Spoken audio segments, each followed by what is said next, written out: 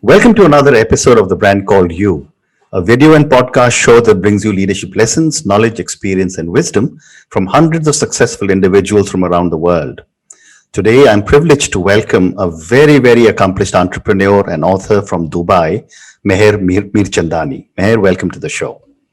Thank you. Thank you for having me. Thank you. Meher is the managing director of the Palmon Group. She's the director of Manrre Logistics Fund. She's an author of a book called Come Alive, and I'm always very partial to authors. She's an entrepreneur, author, and a coach. So Meher, tell me, what would you say are 3 key milestones in your life or your career? So in my career, it would be co-founding Meher Mirchandani, my fashion brand, with my best friend, my childhood best friend, Ridhima Wahabi. The second would be co-founding Manrre Logistics Fund 3 years ago with my brother and my father. And the third is writing the book, Come Alive. And what I would say is my life's milestone is discovering the importance of self-love and self-compassion. Wonderful. I guess that's in your book, so we'll talk about that. Yes. Okay, terrific. So let's first talk about your business, your Palmon Group and the Manrre Logistics.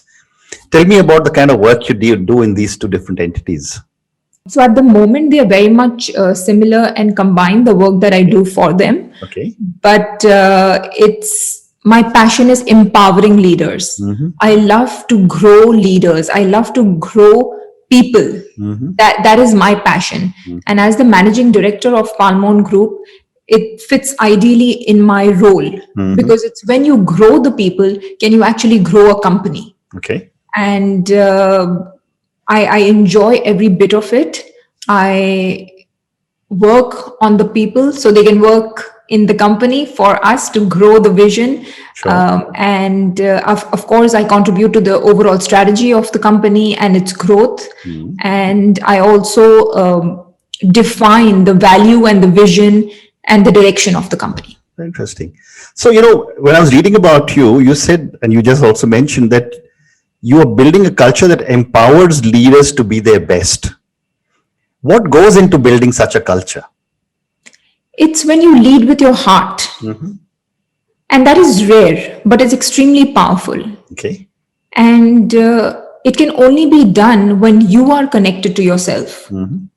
And I lead with my heart, and I have success stories to share with my team and with viewers of how, when I value relationship over transaction, I always have a win. Amazing.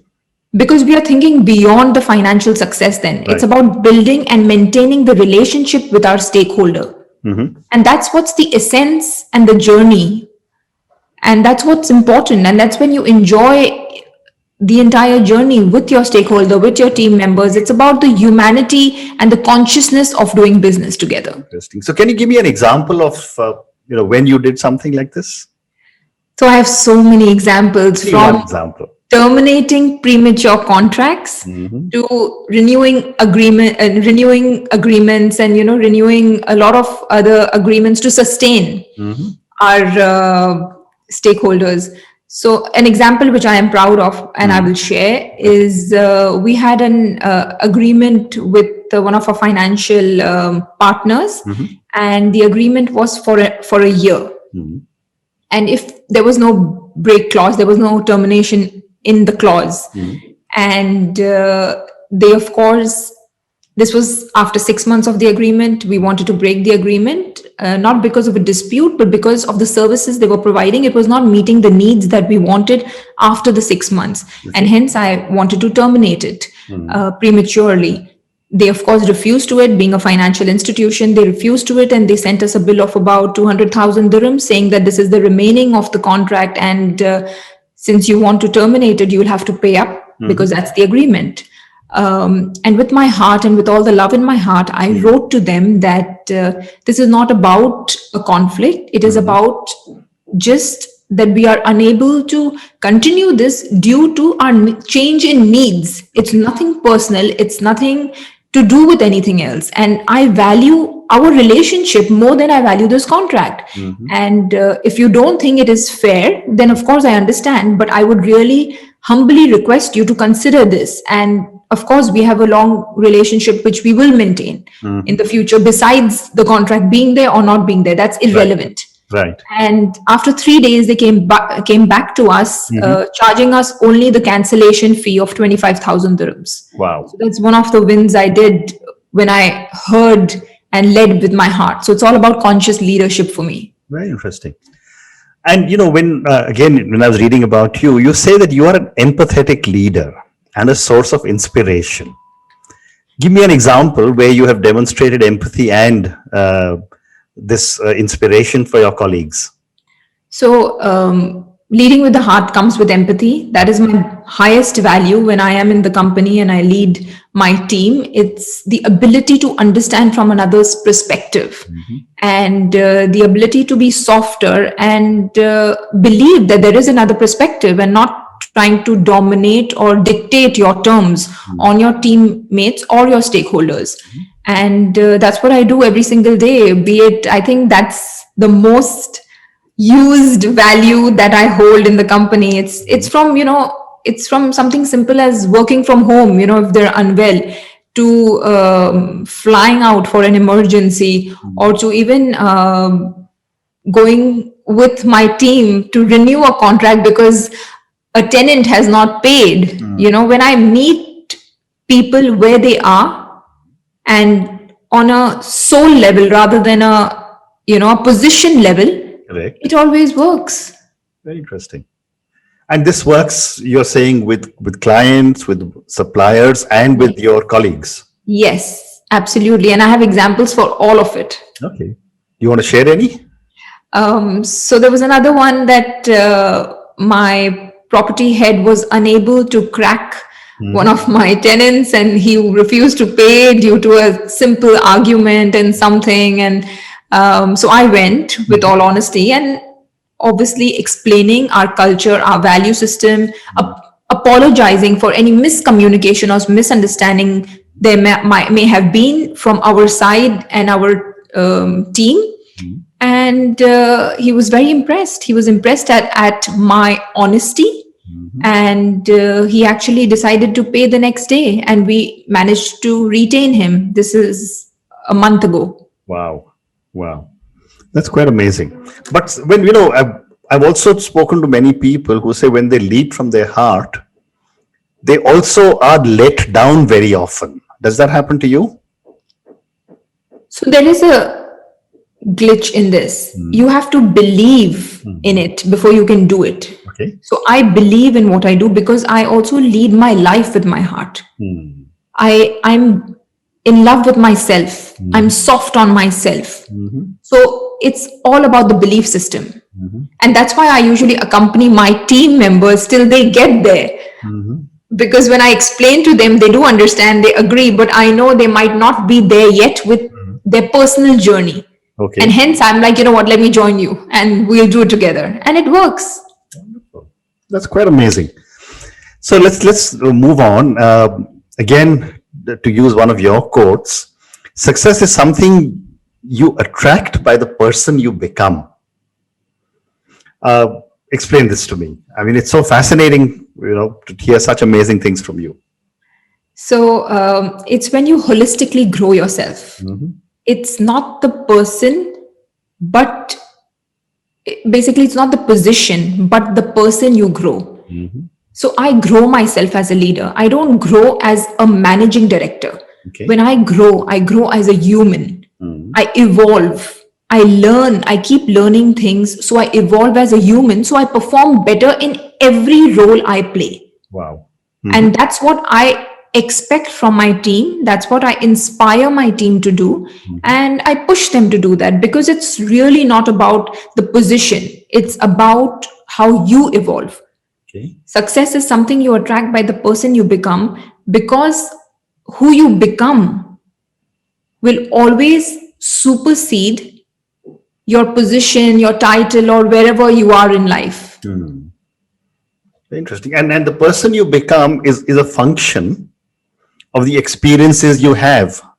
Yes. And the learnings you take on, like being in EO, YPO, we do a lot of learning on ourselves. So, that helps the brain to rewire. And, when you know better, you can do better. Correct. Knowledge is everything in life. But what happens if these experiences that lead you to success are a series of negatives? So negatives are never negatives. Okay. They are actually learnings. They are messages. Okay. And they come to you for a reason. And that is the reason we need to identify.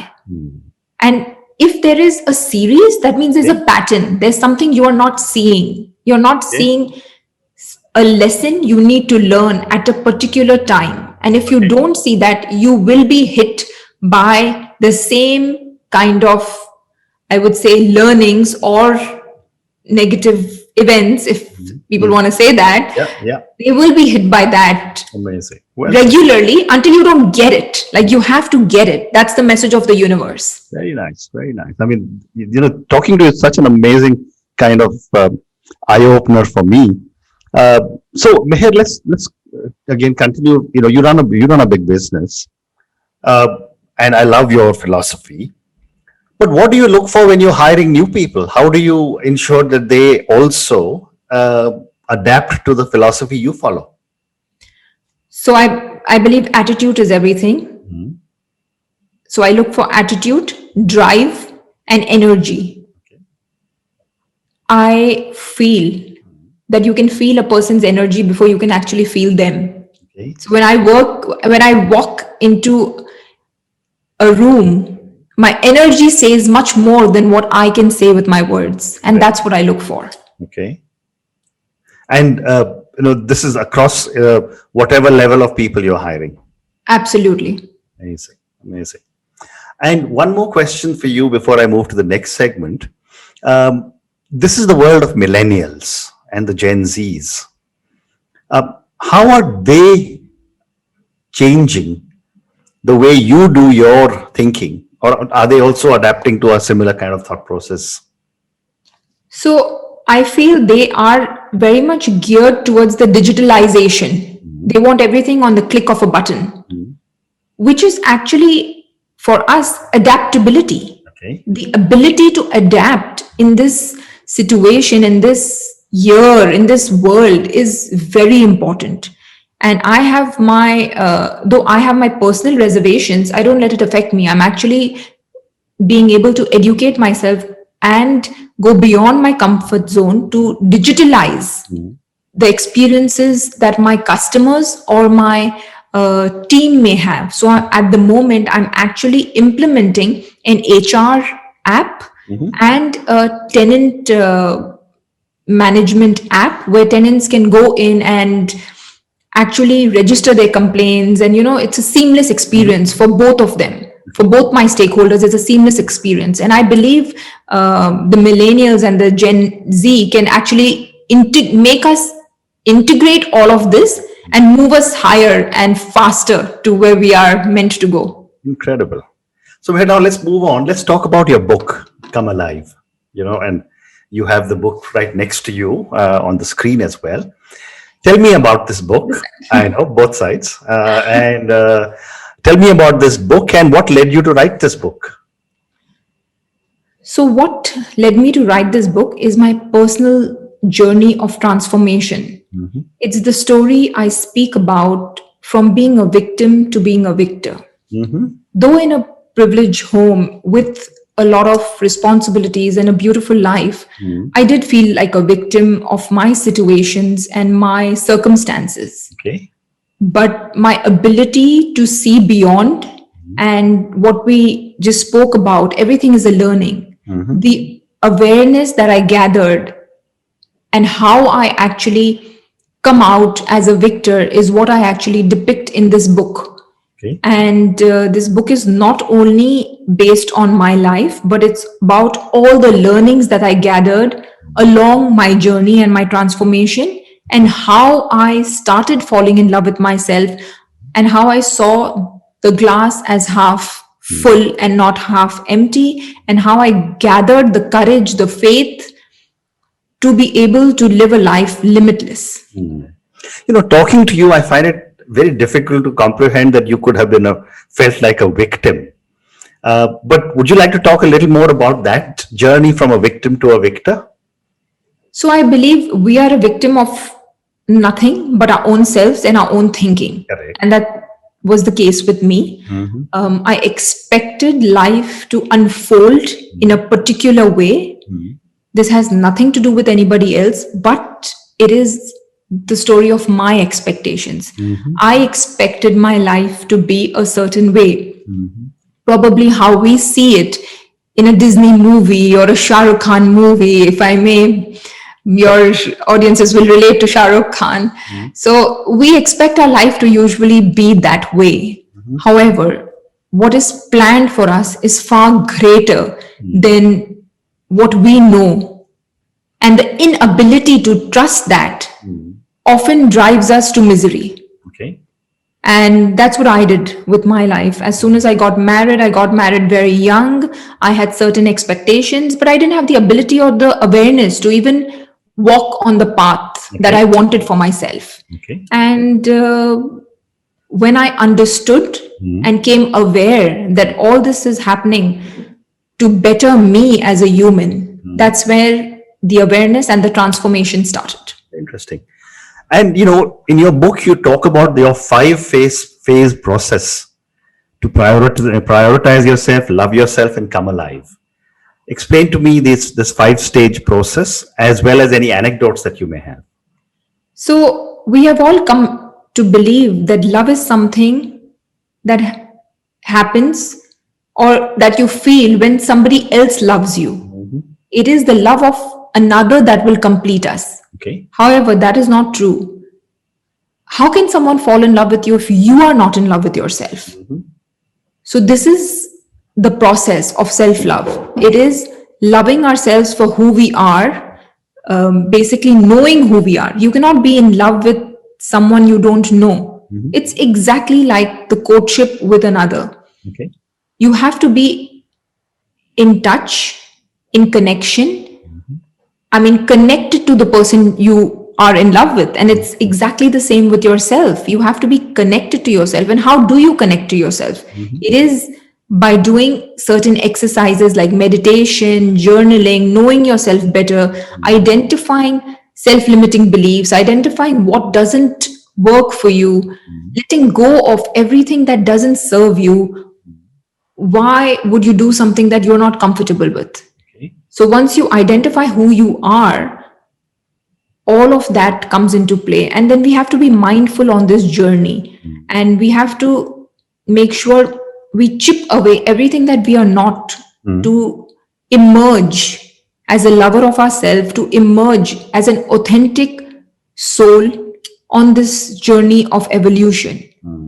And by nurturing yourself, accepting yourself, understanding yourself, and being in love with yourself is when you come alive. Amazing. And when you come alive, it's like magic. I agree with you. So tell me, Meher, a lot of the last 1 minute, a lot of the terms that you have used are coaching terms. You're also a coach. Yes. What have been some of your learnings as a coach? So my biggest learning as a coach is that we are all here for a reason. And for evolution, because all the clients that I have leaders, I have high profile leaders as my clients, and we are all struggling with the same feelings of expectations, of lack of love, of lack of awareness, of connection. It may be in different fronts of our life, but the internal struggle is the same. And that's what the book actually talks about, that how to actually start internalizing what is our journey, finding our purpose, our passion. But all that will happen after you know yourself. So my book is actually the first step to discovering who you are by falling in love with yourself. Very nice. And you have, is this book available on Amazon? Yes, it's available on Amazon India and Amazon Canada, US, Dubai, all the Amazons of the world, let me put it that way. Wonderful. Thank you so much. So Meher, now let's go to move to the last segment of our conversation, which are some questions for you personally. My first question is that from the place where you are at today, successful business person, author, coach, and as you look at the amazing things you will do ahead, what does success mean to Meher? To me, it's my evolution and my contribution. Okay. I put success in two buckets. It's how I'm evolving continuously as a person, because I want to become someone who can contribute to the world, who can contribute to fellow humans, and who can contribute to my team and the greater universe Okay. as a whole. Okay. And a follow-up question to success is, who or what inspires you? I'm an observer, I'm a seeker. Everything inspires me. Obviously, it's like the conversation with you was inspiring me when we started, when you told me what your journey and how and where you have come and how you have come along. I mean, that's inspiring. Thank you. It's just that we have to be aware, and inspiration is all around us. Very interesting. My next question to you is that if you, Meher, were a role model to millions of children who closely followed you and your life choices, what is the one thing you would change in yourself? I would start loving myself at an early age. I would also cultivate and implement the message of self-love, self-awareness at a very early age, maybe in the school systems, because that's where we learn everything. That's where we learn that, Bill Gates and Richard Branson is more important than Sadhguru and, probably Joe Dispenza, but which is not true. If we could parallelly run both our lives of accomplishments and of personal growth, I think then we would all be more happier, peaceful beings in this world. Interesting. So I would ask you this question because when I was reading about you and the phrase "love yourself," the dictionary defines a narcissist as someone who loves himself or herself. How is your love yourself any different from someone who's in love with yourself? So loving ourselves is not selfish. There is a lot of myth about this, and I do believe the earlier generations also perceived self-love as being selfish. But self-love is not selfish. Okay. Selfish is doing something for your personal benefit, whereas self-love elevates you to a different being, to a different level. It is related to your evolution. It is when you nurture, give time and love yourself for who you are as a soul. So it has two very different things, and that's the awareness we need to create. And that's my mission, actually, to create that awareness and defy all the misconceptions regarding self-love, because self-love is not selfish. Okay, well said. So I've got time for two more questions for you. My next question is on failure. And I've often spoken to a lot of parents in India, South Asia, East Asia. People are never taught it's okay to fail. It's always head of the class, first in class, etc., etc., and that manifests itself in our behavior patterns. Yet we fail all the time. My question to you, Meher, is what have been some of your learnings from some of your mistakes? So I have been very fortunate that my parents have never pressurized me in any way to not accept failure. So my subconscious programming and belief system has always been able to accept failure. Okay. At the same time, I do understand what you are saying, and I do my best to make sure that I don't let this affect my children in school. And me and my husband have this conscious decision that we are okay with the grades they get as long as they believe in their values. So what I do at my workplace is the same thing I do at home. And we deliver with values at workplace and we deliver with values at home. And what I ask them is not what they did in math, science, and English. Of course, that is part of their routine, which they like to do. I have twins, 9 years old. But what I ask them is, how did you use your value? Every morning when I drive them to school, I ask them, which value did you use yesterday? And if you can elaborate on it. So I'm wanting to give them the education which they probably don't get fully at school, because that's what I think was missing at my time. Okay. And I don't believe failure is anything. If we don't have setbacks and learnings, how will we grow further? So I see failures as learnings, as challenges, and it's like obstacles your way, but it's like an obstacle course you need to do and go ahead. And that's what it's all about. It's just your mindset that needs to be clear. Fantastic. Meher, thank you so much. I have really enjoyed my conversation. I loved your points, particularly about negatives. You said negatives are not negatives. They are actually messages.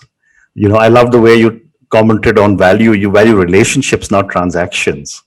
And your underlying message of being in love with yourself is such a powerful message. Thank you so much. And I wish you lots of success.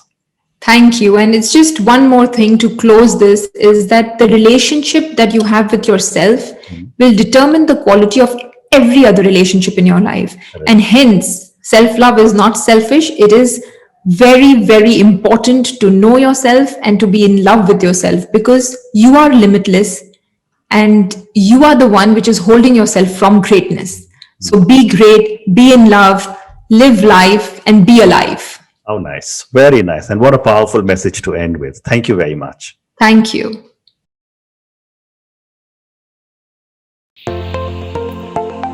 Thank you for listening to the Brand Called You videocast and podcast, a platform that brings you knowledge, experience, and wisdom of hundreds of successful individuals from around the world.